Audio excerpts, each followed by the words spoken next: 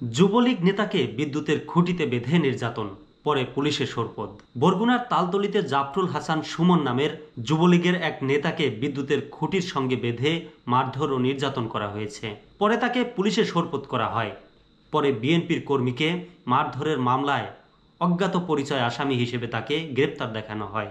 গতকাল রোববার রাতে তালতলী শহরের পশ্চিম মাথায় মুক্তিযোদ্ধা সড়কে বিদ্যুতের খুঁটির সঙ্গে বেঁধে জাফরুল হাসানকে মারধর করা হয়। ওই ঘটনার ছবি সামাজিক যোগাযোগ মাধ্যম ফেসবুকে ছড়িয়ে পড়েছে।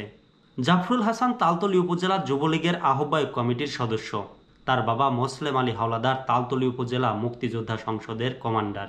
মোসলেম আলী হাওলাদার অভিযোগ করেন, গতকাল রাত 8টার দিকে তালতলী শহরের উজ্জ্বল চত্বর থেকে মোটরসাইকেলে করে সুমন বাড়ির উদ্দেশ্যে রওনা হয়।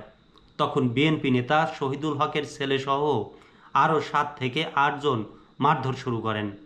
তারা তাকে শহীদুল ইসলামের বাসার সামনে নিয়ে যান। সেখানে তাকে বেধড়ক মারধর ও জুতা পেটা করা হয়। মারধরের সময় শহীদুল হক সেখানে উপস্থিত ছিলেন।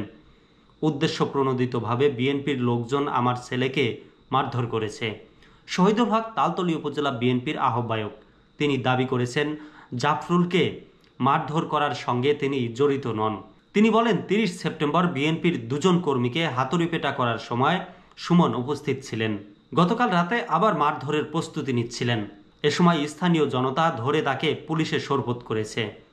যাদের হাতুড়ি পেটা করা হয়েছে তারা সুমনকে পুলিশে সোরপোদ করেছে।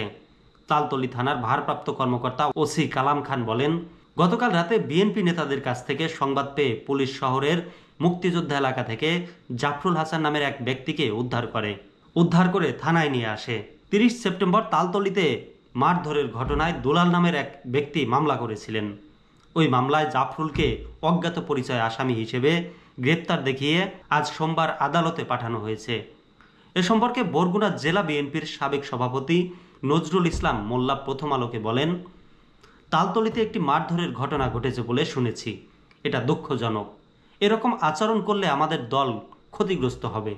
বিষয়টি আমি মৌখিকভাবে কেন্দ্রীয় নেতাদের জানিয়েছি।